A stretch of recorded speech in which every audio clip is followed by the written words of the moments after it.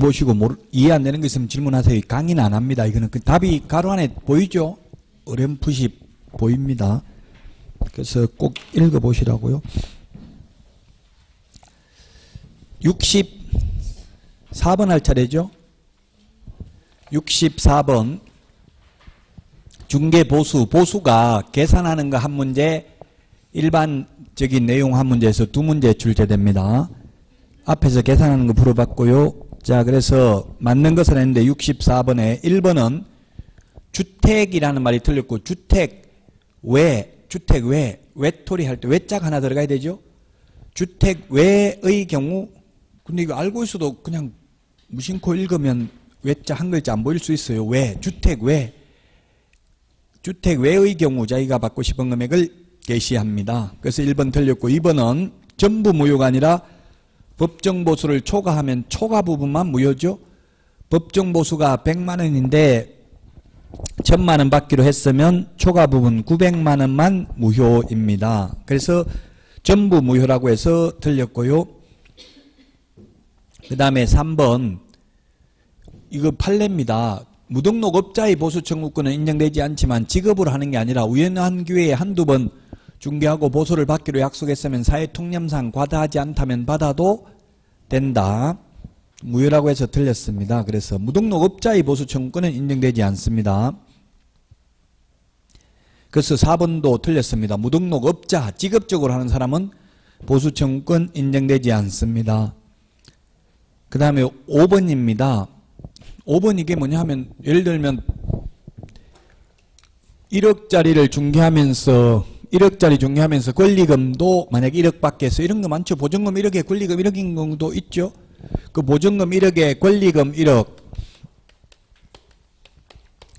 1억 이렇게 해서 중개를 하고 이거 1억에 대한 보수 최대 0.9니까 얼마에 90만 원밖에 안 되죠. 90만 원 그 권리금까지 합해서 그냥 2천만 원 받기로 했어요. 2천만 원.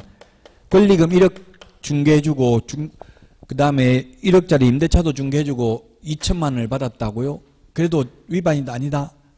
위반이 아니다. 만약에 영수증에 중개보수 100만 원, 권리금 알선대가 1900만 원 이렇게 했으면 위반이죠. 법정보수 초과해서 받았으니까 어디까지가 중개보수고 어디까지가 권리금 알선대가인지 명시적으로 규정 없이 합해서 2천만 원 받아도 위반이 아니다. 그럼 법정보수 초과 상당액은 권리금 알선대가로 봄이 상당하다는 게 판례라고요.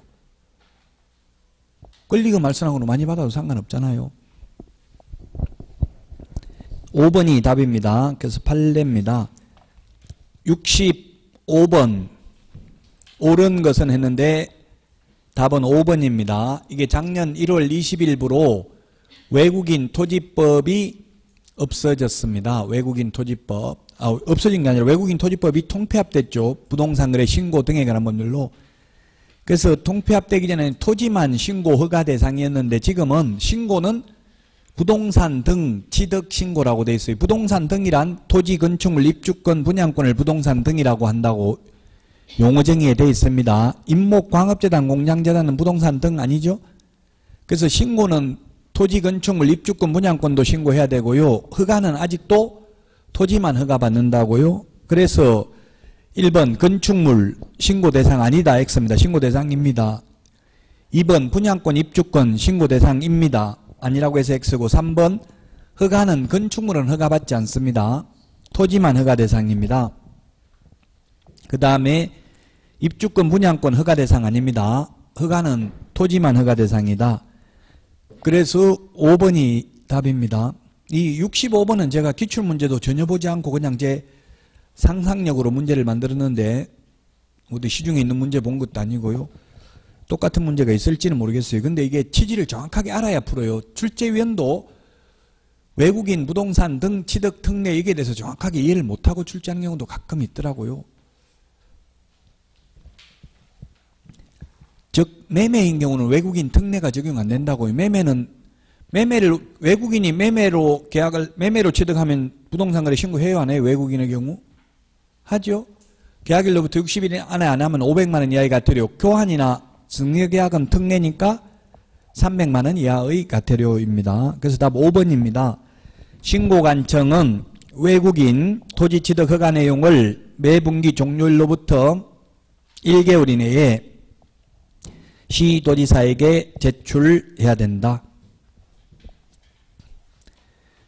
매분기 종료일로부터 1개월 이내입니다. 1개월 이내. 그래서 답 5번이 되겠습니다. 5번. 66번. 틀린 것은 했는데 답이 5번입니다. 전자문서에 의한 고용신고는 불가능하다 했는데 고용신고는 전자문서가 가능한데 고용관계 종료신고는 전자문서 안 된다고 했습니다. 인장등록, 등록인장, 변경등록 모두 전자문서 가능합니다. 이런 것도 제가 독창적으로 냈어요. 왜냐하면 다른 것도 물론 독창적이지만 다른 거는 기출문제를 바탕으로 했는데 이런 거는 기출문제에 나온 적이 없다고 작년에 다 신설됐기 때문에 66번 같은 거는 아까 65번도 마찬가지고요. 이런 건 전혀 기출문제도 없어요. 그러면 안 나오냐? 나올 수 있습니다. 다 작년에 새로 신설된 내용들이기 때문에 66번 답 5번이고요. 1번도 작년에 신설됐습니다. 실무교육 수료증 원래 제출을 해야 되는데 다만 실무교육을 위탁받은 기관 또는 단체가 실무교육 수료 여부를 등록관 증이 전자적으로 확인할 수 있도록 조치를 한 경우에는 제출을 생략할 수 있죠. 제출할 필요 없습니다. 작년에 모두 여권용 사진으로 바뀌었어요. 반명한판 사진에서 중개사무소 개설 등록 신청할 때는 사진 1장, 매수 신청 대리인 등록 신청할 때는 사진 2장을 제출해야 됩니다.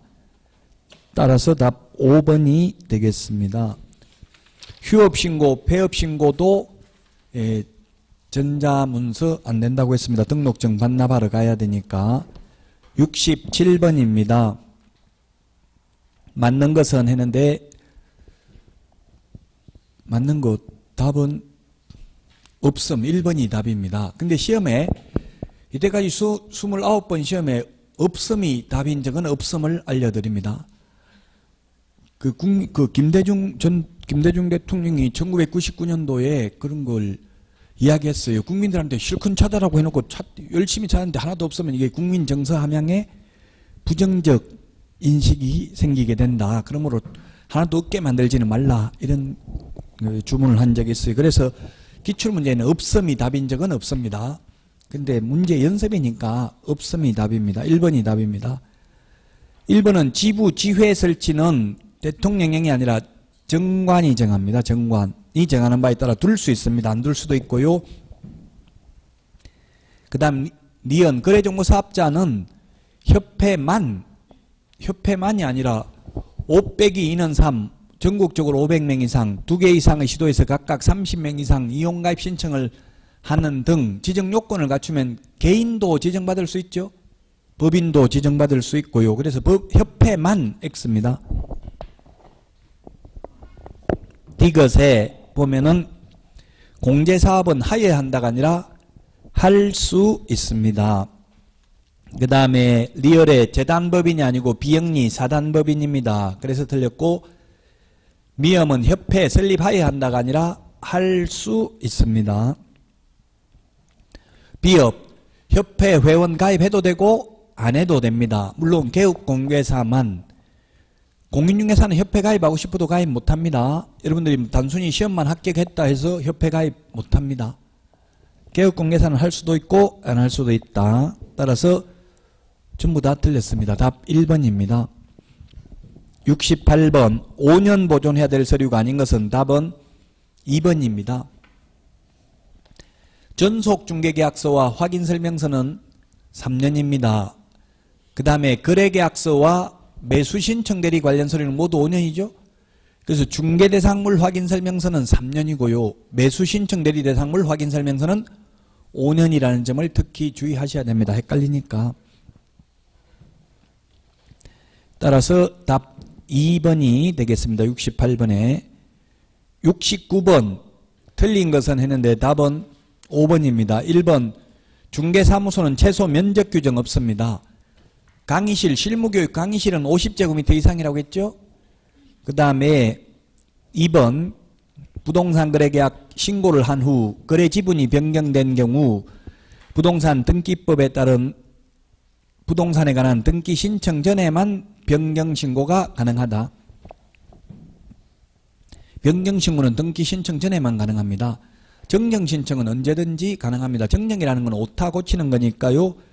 그 다음에 3번 법인인 개업공개사의 분사무소는 분사무소 설치 신고 필정 원본을 중개사무소 하나의 보기 쉬운 곳에 게시해야 된다. 네, 원본, 게시는 원본입니다. 소속공개사가 있는 경우 소속공개사 자격증도 역시 원본 게시해야 되고요. 안 하면 소속공개사가 처벌받는 게 아니라 사장이 처벌받습니다. 직원 자격증 게시 안 해도 사장이 처벌받아요. 왜냐면 직원 마음대로 사장이 게시하지 말라는데 할 수가 없잖아요. 자기 사무소도 아닌데. 5번이 답인데 5번이 시험에 자주 출제되지는 않습니다. 2008년 5월 21일 날 이 규정이 삭제됐습니다. 임목등록원부에 임목을 등록하면 해당 토지의 토지대장 또는 임야대장의 사유란에 임목 등록 명인의 성명과 그 등록 일자를 기재하던 규정이 있었는데 삭제됐습니다. 그러면 이제 임목이 있는지 없는지를 알아보려면 어떻게 해야 되냐면 그 임목이 있는 토지 등기사항증명서 표제부를 보면 임목등기용지가 표시되어 있습니다. 시험에는 잘 안 나온다고요. 왜냐하면 임목광업재단 공장재단을 우리가 현실적으로 중개하지는 않잖아요. 그래서 5번이 답입니다. 이 임목에 관한 법률을 보시면 됩니다. 궁금하면. 시험에는 거의 잘 나오지는 않습니다. 69번의 답 5번입니다. 실제 시험에도 한 4문제 정도는 사이드에 있는 거 별로 안 들어본 게 출제됩니다. 그리고 뭐 지금 2차 쉽게 출제한다, 이미 출제됐다 이런 건 다 거짓 정보입니다. 아직 출제 안 되어 있습니다. 제가 지금 오후에 수업 끝나고 교수님 만나기로 했어요. 출제하러 가는 교수님 마지막 얼굴 한번 보고. 근데 문제는 그렇다고 해서 알려줄 수는 없어요. 알려주려면 그걸 기억하고 들어가서 출제해야 되는데 나 기억력이 없어. 그거 기억 못하겠다 이러더라고요. 그 출제하는 교수님 물어보면 나도 시험 보면 떨어진다 이렇게 하더라고요. 맞는 말이죠. 내가 출제하는 과목만 자료 보고 출제하는 거지. 저도 전 과목 다 출제할 수 있어요. 출제는. 제가 근데 시험 보면 저도 떨어져요. 지금 보면. 지금 이 시점에서 딱 보면. 예, 그래서 오히려 시험 보는 날은 수험생들이 가장 실력이 뛰어나요. 오히려 강의하는 사람보다. 그 출제위는 아직 안 들어가셨다고요? 보통 한 2주 정도 합숙해요. 그 모의 테스트 하는 사람들은 8일 합숙하고 135만원 주고요. 기본급.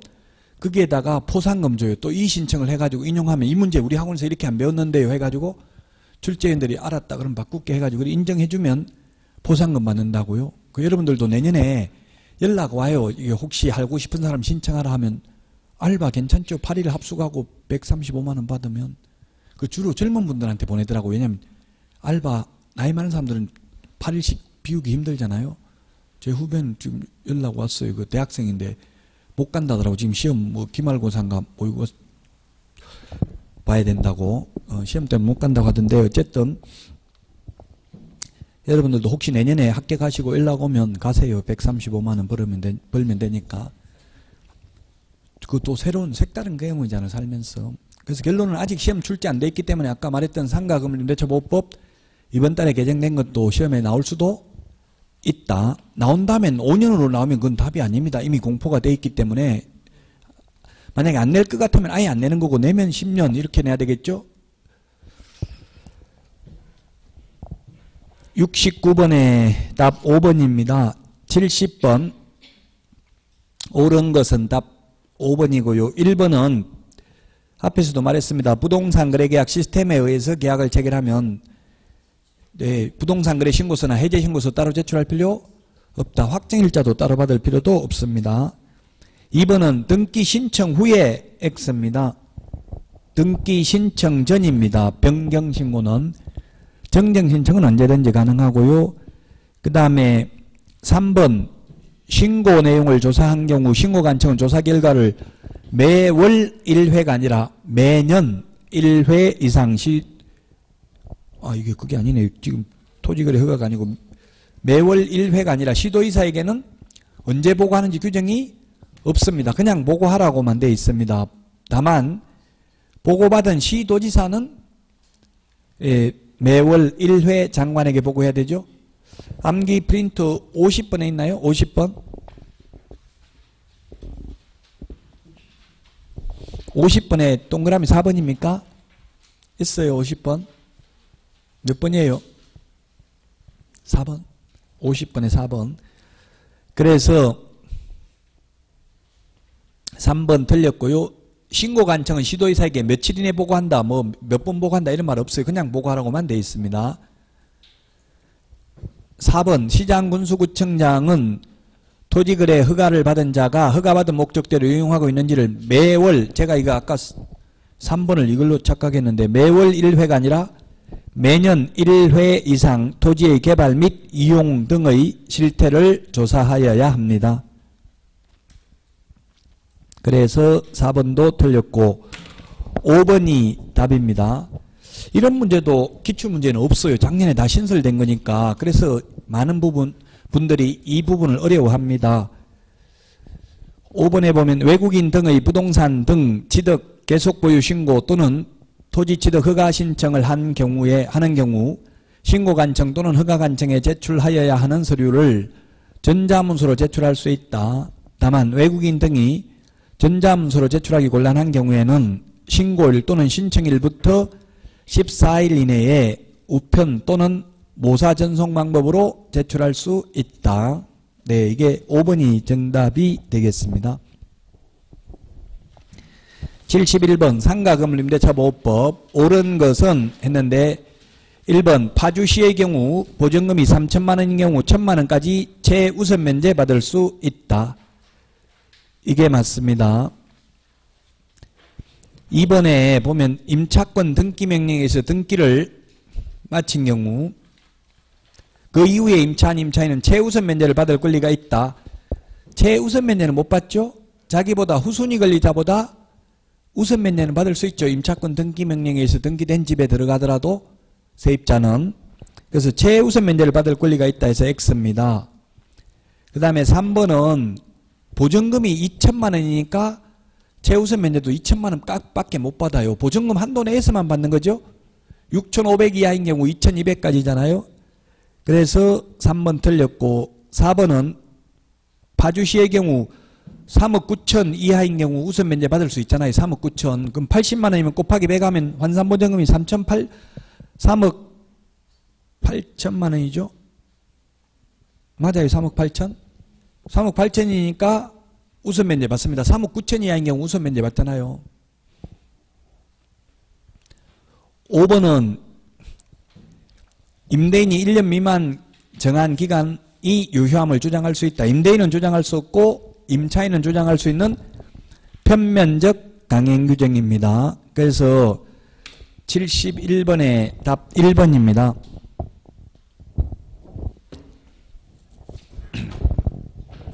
이거 올해 주택 상가 숫자 다 바뀌었기 때문에 시험에 나올 확률이 아주 높죠.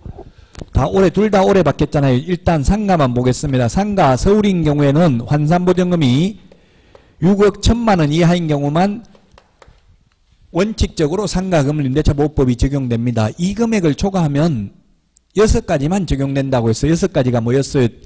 대개, 삼권, 표준, 대항력, 계약갱신요구권 3개의 차임액을 연체한 경우 해지할 수 있다. 그 다음에 권리금 회수기회 보장, 권리금 표준계약서, 상가건물임대차 표준계약서 작성 권장할 수 있는 거 요것만 적용돼요. 그러면 6억 초과하면 적용 안 되는 거 우선 면제 못 받습니다. 최우선 면제는 당연히 못 받고요. 우선 면제 못 받고 최단기 존속기간 적용도 없습니다. 작년에 출제됐죠. 최단기 존속기간 1년 적용 안 됩니다. 그럼 최단기 존속기간 적용 안 되면 뭐가 적용돼요? 민법 임대차가 적용되겠죠? 그 다음에 월차임 전환율 적용 안 됩니다. 정액 청구 5%밖에 못 받는다 이런 거 적용 안 됩니다. 임차권 등기 명령도 적용 안 됩니다. 6억 천 초과하면. 다 적용 안 된다고요. 적용되는 거 6가지밖에 없다고요. 이거 초과하면.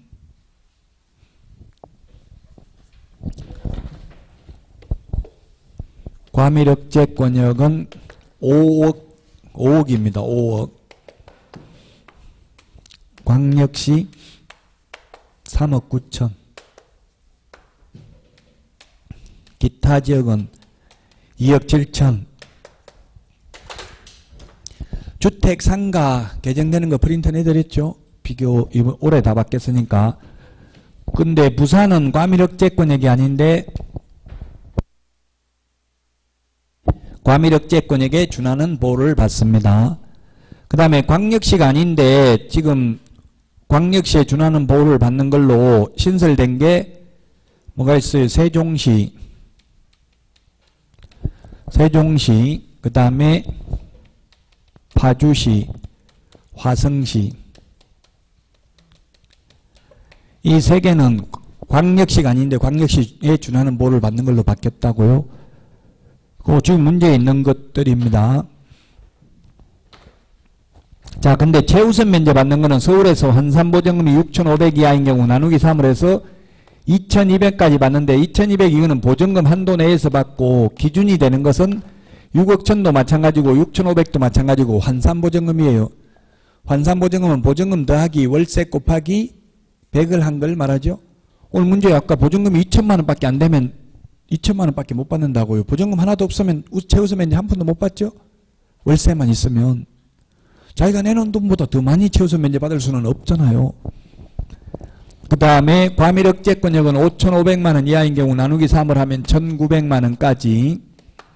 그 다음에 광역시는 3,900만 원, 3,800, 900이 아니고 3,800만 원 이하인 경우 나누기 3을 해서 1,300만 원까지 최우선 면제 받고요. 기타 지역은 3,000만 원 이하인 경우에 1,000만 원까지 최우선 면제 받습니다. 그래서 부산의 경우 우선 면제 받을 때는 5억 이하면 우선 면제 받지만 후순위보다 최우선 면제 받을 때는 부산은 광역시예요. 그대로지. 옛날 그대로잖아요. 최우선 면제 받는 거는 여기 우선 면제 받을 때만 부산 포함된다고 했지 최우선 면제 받을 때는 포함된다는 말 없잖아요. 그러니까 부산은 광역시니까 3,800 이하인 경우 1,300만 원 받고 마찬가지 세종, 파주, 화성은 우선 면제 받을 때는 3억 9천 이하이면 우선 면제 받는데 후순위보다 최우선 면제 받으려면 세종, 파주, 화성은 3천만 원 이하인 경우 1,000만 원까지만 최우선 면제 받습니다. 이 문제 정확하게 이해하고 있어야 돼요. 암기한 상태에서 이해해야 되죠. 시험에 반드시 저는 한 개 지문은 나온다고 봅니다. 올해 다 바뀌었기 때문에 주택상가.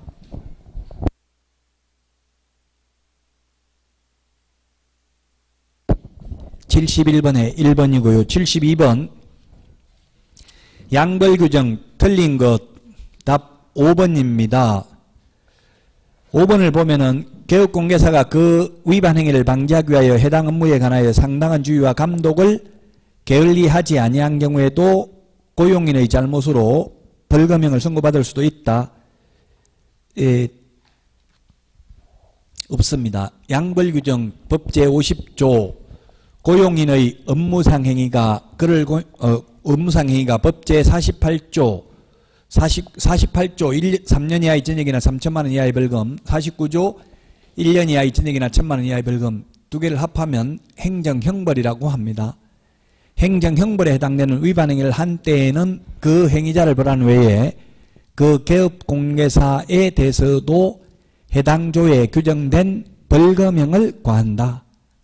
다만 개업공개사가 그 위반 행위를 방지하기 위하여 상당한 주의와 감독을 게을리하지 아니한 경우에는 그러하지 아니하다. 즉 아예 양벌규정 받지 않습니다. 과실이 없으면. 그래서 72번에 답 5번이 되겠습니다. 양벌규정 벌칙이 시험에 두 문제 출제됩니다. 자, 73번입니다. 다음은 교육제도 한 문제 반드시 출제되죠. 우리 암기 프린트 53번에 있는데 틀린 것은 답은 5번입니다. 1번 실무교육은 개업공개사 및 소속공개사 직무수행에 필요한 법률 지식 메모하십시오. 법률 지식입니다. 근데 4번의 연수교육은 법제도의 변경사항입니다. 이것만 차이 나고 두 가지 다 똑같죠. 나머지 교육 내용은. 실무교육은 처음 개업하는 사람이니까 법률 지식을 강의하고 연수교육은 법률 지식은 거의 안다고 보고 이제 법제도의 변경사항 개정된 거 위주로 강의를 해야 됩니다. 제가 지금 뭐 경기도청 연수교육 강사인데 주로 이 주택임대차 상가금임대차 보호법 부동산 실권리다 부동산 거래 신고 등에 관한 법률 개정사항 위주로 강의를 많이 했어요. 법제도의 변경상 연수교육은 2년에 한 번 받으니까 법 바뀐 걸 꼭 이야기해 줘야 됩니다. 답은 5번인데 모든 임원은 실무교육은 받아야 되지만 연수교육은 자격증 있는 임원만 받으면 되겠죠. 연수교육은 개업공개사와 소속공개사가 받는다라고 되어 있기 때문에 5번이 답입니다. 그래서 실무교육은 모든 임원이 받아야 됩니다. 연수교육은 소속공개사와 개업공개사만 받습니다. 73번의 답 5번입니다. 74번 옳은 것은 모두 몇 개인가 했는데 답 2번입니다. 2번 옳은 것은 기억하고 리얼 두 개만 맞는 말입니다. 자, 기억, 무상중개, 중개보수 안 받아도 확인 설명은 해야 됩니다. 맞고요. 2번 받기로 약속만 하고 실제 수령하지 않았다면 미수범을 처벌하지는 않습니다. 공인중개사법에는. 그래서 순가중개계약이 당연히 법 위반은 아닙니다. 입금가 10억, 10억만 입금시켜주고 더 받는 건 다 먹어라 이런 약속만 했다고 처벌받는 건 아닙니다. 처벌할 수 있다 해서 틀렸습니다. 디귿은 분양대행하고 받는 수수료는 중개보수가 아니니까 많이 받아도 상관이 없습니다. 중개업 아니고 법 14조 겸업하는 것, 즉 분양대행이나 컨설팅이나 이런 것들을 하고 받는 것, 이삿짐 센터 알선하고 받는 돈은 중개보수가 아니므로 많이 받아도 상관이 없다. 자, 그 다음에 리얼, 디귿은 틀렸습니다. 초과에 해당된 데서. 리얼은 맞습니다. 형법 제38조에도 불구하고 법 제48조 및 제49조에 규정된 죄와 다른 죄의 경합범에 대해서 벌금형을 선고하는 경우 이를 분리하여 선고해야 된다. 그렇습니다. 왜냐하면 공인중개사법 위반으로 벌금이 얼마인지를 알아야 되니까 분리해야 됩니다. 경합범은. 죄를 여러 개 지으면 지금 뭐 최순실 이런 분들 보면 그냥 징역 뭐 20년인가 이런 식으로 하지 무슨 죄 얼마 무슨 죄 얼마 따로따로 안 하잖아요. 다 합해서 그냥 가장 무거운 죄에다가 2분의 1을 가중해 가지고 할 수 있거든요. 근데 공인중개사법 위반하고 다른 죄 위반의 경우 징역형을 선고할 때는 분리 안 해도 돼요. 왜냐하면 징역은 이 법이든 저 법이든 다 결격사유잖아요. 근데 벌금은 이 법에 의한 벌금만 결격사유죠. 300만 원 이상 그것도. 그래서 이 법에 의해서 300만 원이 넘는지 안 넘는지 알아야 되니까 분리해서 선고해야 된다. 맞습니다. 리얼은. 미엄은 공인중개사가 등록을 하지 않은 채 부동산 중개업을 하는 경우에는 무등록업자로 처벌받지만 공인중개사가 아니어서 애초에 중개사무소 개설 등록을 할 수 없는 사람이 부동산 중개업을 영위하는 경우에는 형사처벌의 대상이 되지 않는다 했는데 대상이 된다. 올해 판례입니다. 올해 판례. 시험에 나온 적 없죠. 올해 판례니까 2018년도 2월 13일 판례인데 혹시 판례가 궁금하면 여러분들이 2017도에 18292입니다. 18292 사건 번호가 이거 법제처 국가법령정보센터나 대법원 종합법률정보에 가서 보면 확인할 수 있습니다. 그래서 미엄 틀렸습니다. 형사처벌 대상이 됩니다. 애초에 등록할 수 없는 사람, 즉 태생적 무등록이나 후발적 무등록이나 똑같다고 했잖아요. 강의할 때는. 그게 판례로 나왔다고요. 답 2번입니다. 기억하고 리얼 두 개만 맞습니다. 75번 틀린 것은 했는데 우리 암기 프린트 51번에 1번에 있는데요. 답은 4번입니다. 암기 프린트 51번에 1, 2, 3번이 여기 있는 1, 2, 3 똑같습니다. 등록 신청할 때는 자격증 사본 제출할 필요 없습니다. 분사무소 설치 신고할 때도 소속공인중개사 고용 신고할 때도 자격증 사본 제출 안 하죠? 근데 4번에 거래정보사업자 지정신청과 매수신청 대리인 등록신청의 경우 자격증 사본 제출해야 되죠? 그래서 답 4번이고요. 5번에 사무소 이전 시 중개사무소 등록증 원본을 제출해야 됩니다. 즉 옮기기 전에 원본 반납하고 옮기고 나서 새로 받아야 되죠? 재교부 받아야 되잖아요. 관할구역 밖으로 옮기는 경우. 답 4번입니다. 76번 등록을 반드시 취소해야 되는 것. 답 1번입니다. 기억, 대여한 경우, 니은 사망. 디귿은 정보를 거짓 공개한 개업 공개사의 경우는 업무정지죠. 정보 거짓 공개한 개업 공개사는 업무정지 사유입니다. 그 다음에 업무정지 기간 중에 업무한 경우 리얼 맞습니다. 취소해야 됩니다. 그 다음에 미음에 최근 1년 이내에 2회에 걸쳐서 공인중개사법에 따라 과태료 처분을 받고 다시 과태료 처분에 해당하는 위반 행위를 한 경우 업무정지입니다. 2+1. 직접거래 임의적 취소입니다. 인장 등록 위반하면 업무정지입니다. 임의적 취소할 수 있는 경우는 취소 안 하면 업무정지 할 수 있죠. 그래서 비업 이게 의뢰인과 직접 거래한 경우 임의적 취소인데 업무정지 받을 수 있다 해도 틀린 말 아니에요. 임의적 취소 안 하면 업무정지 할 수 있잖아요. 원래 업무정지의 구체적 기준에 보면 이게 등록 취소할 수 있는 사유 최근 1년에 한 번 걸리면 업무정지 6개월 하고요. 1년 이내에 2번 걸리면 취소한다 이렇게 돼 있어요. 그래서 아니 인터넷 그런 질문 하시는 분 있더라고. 어떤 데는 취소할 수 있다. 임의적 취소라고 배웠는데 너는 또 왜 업무정지라고 하냐 이렇게 하는 분이 있는데 취소할 수 있는 경우는 또한 업무정지 사유입니다. 취소 안 할 수도 있기 때문에 취소 안 했을 때는 업무정지 할 수 있습니다. 그래서 답 1번입니다. 취소해야 한다. 저는 암기를 해부결의 소양 없이 이렇게 암기를 했죠. 절대적 취소 사유 해부결의 소양 없이 해산 부정한 방법으로 등록 결격 사유 이중 등록 이중 소속 등록증 양도되어 업무정지 기간 중에 업무하거나 자격정지 받은 소속공개사로 하여금 업무하게 한 경우 최근 1년 이내에 이 법 위반으로 2번 이상 업무정지 처분받고 또다시 업무정지에 해당되는 위반 행위를 한 경우에 등록을 취소하여야 합니다. 76번에 그래서 1번, 77번 암기 프린트 55번에 있는데 옳은 것은 했는데 1번 자격증을 부정 취득한 경우 자격 취소 사유에 해당하지 않는다. 55번에 1, 2, 3번에 있습니다.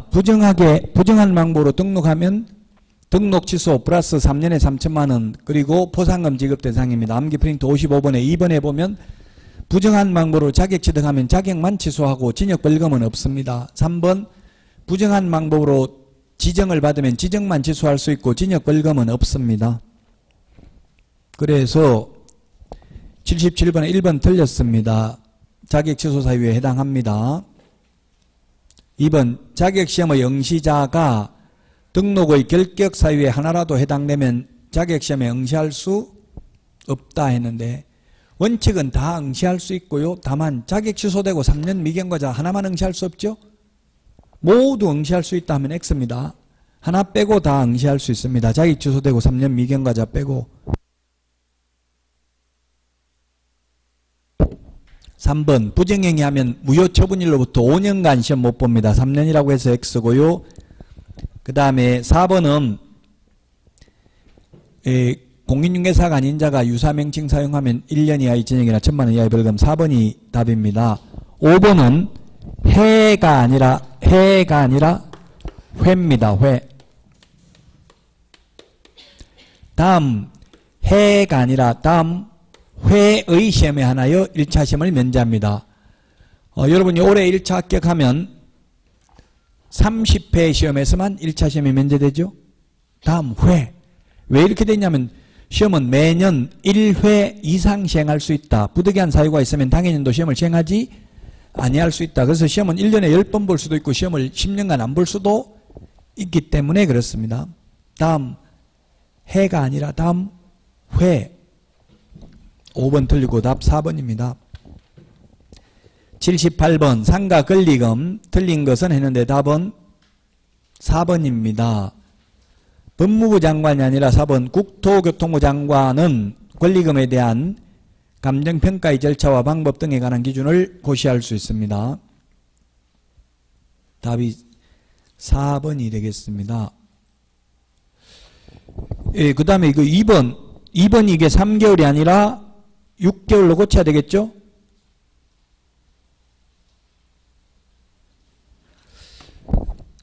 임대인은 임대차 기간이 끝나기 3개월 전부터 임대차 종료 시까지 권리금 계약에 따라 임차인 주선한 신규 임차인 대리인자로부터 권리금을 지급받는 것을 방해하여서는 아니 된다. 이게 2018년 10월 18일부로 시행된다고요. 6개월로. 지금 오늘 현재는 시행 안 되고 있어요. 근데 시험 볼 때는 밖에 있잖아요. 6개월로 고치시라고요. 3개월, 6개월로. 그럼 이게 뭐예요? 지금 임대차 기간이 끝나기 6개월 전부터 임대차 기간 종료 시까지 6개월 동안 현 세입자가 새로운 세입자 데리고 와서 이 새로운 세입자한테 내가 권리금을 받을 테니까 주인께서는, 건물주께서는 이 새로운 세입자하고 임대차 계약 좀 체결해 주십시오 하면 정당한 사유 없이 거절할 수 없다. 근데 주인하고 좀 잘 지내야 돼요. 주인한테 명절에 선물도 사주고 좀 해야 돼요. 왜냐면 주인이 방해하려고 맘먹으면 절대 못 받아가요. 이거 주인 협조가 없이는 편법으로 얼마든지 합법적으로 못 받아가게 만들 수 있어요. 자, 그래서 어쨌든 시험에 나오면 3개월에서 6개월로 이거 바뀌었다. 3개월에서 6개월로 바뀌었다. 78번에 2번 꽂히시고요. 3번 국토교통부 장관은 임차인과 신규 임차인 대리인자가 권리금 계약을 체결하기 위한 표준 권리금 계약서를 정하여 그 사용을 권장할 수 있다. 예, 표준 권리금 계약서는 국토교통부 장관, 상가 건물 임대차 표준 계약서는 법무부 장관이 사용을 권장할 수 있습니다. 그 다음에 4번 법무부 장관이 아니라 국토교통부 장관이 권리금에 대한 감정평가의 절차와 방법 등에 관한 기준을 고시할 수 있습니다. 그래서 답이 4번이고요. 그 다음에 5번은 임차인의 차임연체기 3개의 차임액에 달하는 때에는 임대차 계약을 해지할 수 있다. 예, 3기가 3번, 2기가 3번이죠. 그리고 상가에 대해서만 나옵니다. 3기는. 3기의 차임액을 연체하면 권리금 회수기에 보장해주지 아니할 수 있고요. 3개의 차임액을 연체하면 계약갱신 요구를 거절할 수 있죠. 78번의 답 4번입니다. 79번 주택임대차 분쟁조정위원회 심의조정사항에 관한 사항으로 틀린 것입니다. 우리 주택임대차보호법 14조 2항에 있고요. 그 다음에 주택임대차보호법 시행령 22조에 있습니다. 답은 2번입니다. 대항력 및 우선면제권 발생 시기에 관한 분쟁은 규정이 없습니다. 대항력은 뭐 조임신고하고 이사하면 그 다음날 오전 0시니까 이거는 분쟁이 있을 것도 없죠. 조임신고한 날짜만 보면 되니까. 답은 2번입니다. 그 5번에 공인중개사 보수 등 비용 부담에 관한 사항인데 엄밀히 따라하면 개업공개사인데 이게 시행령 22조에 보면 공인중개사라고 돼 있어요. 법무부 직원도 공인중개사, 개업공개사, 이거 소속공인중개사 정확하게 구분을 못하기 때문에 이렇게 만든 거죠, 법을. 일반인들은 공인중개사하고 개업공개사 구분 못하잖아요. 그래서 이게 입법의 불비입니다. 어쨌든 공인중개사라고 돼 있어요. 법 시행령 22조의 주택임대차보호법 시행령. 79번의 답 2번입니다. 80번입니다.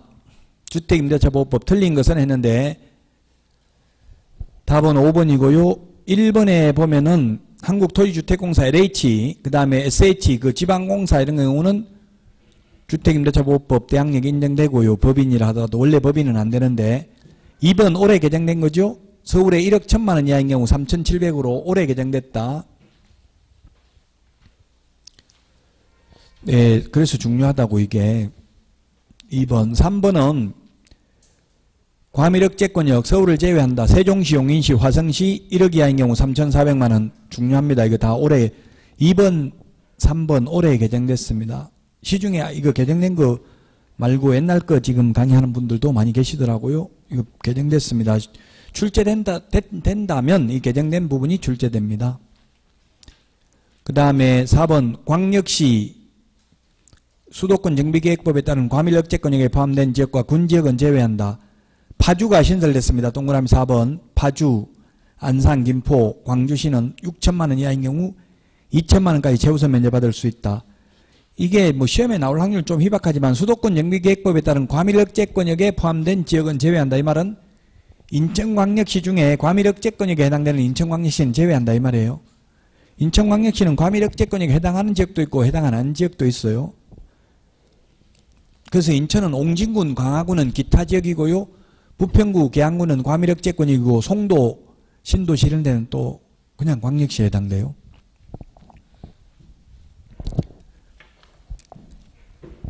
자, 그래서 5번이 답입니다. 5번 그 밖의 지역은 4,500이 아니라 5천만 원 이하인 경우 1,500만 원까지가 아니라 1,700만 원까지 재우선 면제받을 수 있죠. 1,700입니다. 이게 개정됐습니다. 이것도 5천만 원 이하인 경우 1,700만 원까지 재우선 면제받을 수 있다. 나누기 3을 해서 100만 원 단위로 절상해주면 되겠죠. 1억 1,000, 1억, 그 다음에 6천, 5천. 이렇게 지금 상가를 했는데, 그러면 주택도 한번 보면, 주택의 경우에는 서울은 1억 1,000 이하인 경우 나누기 3을 하면은 3,700만 원까지 재우선 면제를 받고요. 그 다음에 과밀억제권역은 이게 옛날에 8,000이었잖아요. 지금 이번 9월달에 바뀌었잖아요. 9월달에 바뀌었죠. 1억으로 8,000에서 1억으로 바뀌었다고 나누기 3을 하면 3,400. 광역시는 6천만 원 이하인 경우 나누기 3을 하면 2천만 원까지. 기타 지역은 5천만 원 이하인 경우 나누기 3을 하면 1,700만 원까지 재우선 면제 받을 수 있습니다. 과밀억제권역이 아닌데 과밀억제권역에 준하는 보호를 받는 걸로 세, 용, 화. 세용화, 정용화, CM블루 정용화는 무혐의 처분받고 정용화를 박사과정에 합격시킨 교수는 징역 8개월 실형 선고 받았어요. 그 면접에 안 가는데 면접에 안 가는데 합격시켜서 문제죠. 면접만 갔으면 문제될 게 없죠. 뭐 면접 점수야 뭐 교수 마음이니까 주는 건.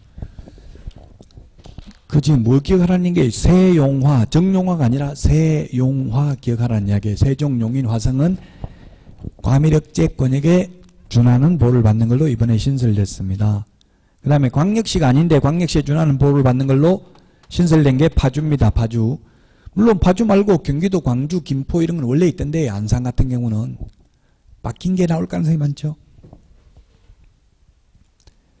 이거 바뀐 내용 기억을 해야 되고, 물론 이 재우선 면제 받는 금액은 다 이게 주택은 전부 다 보증금만 해당됩니다. 월세는 빼지요. 환산보증금이 아니라고 상가는 환산보증금이잖아요. 네, 이거 두 개의 숫자 상가 주택 다 올해 개정됐기 때문에 꼭 좀 암기를 하시고요. 이거는 모르면 현업에 가서도 중개업하기 힘들어요. 매매보다는 임대차가 많잖아요. 현업에 가도. 그래서 현업에 가서도 꼭 알아야 되겠습니다. 80번 답 5번입니다. 81번부터 쉬었다가 하도록 하겠습니다.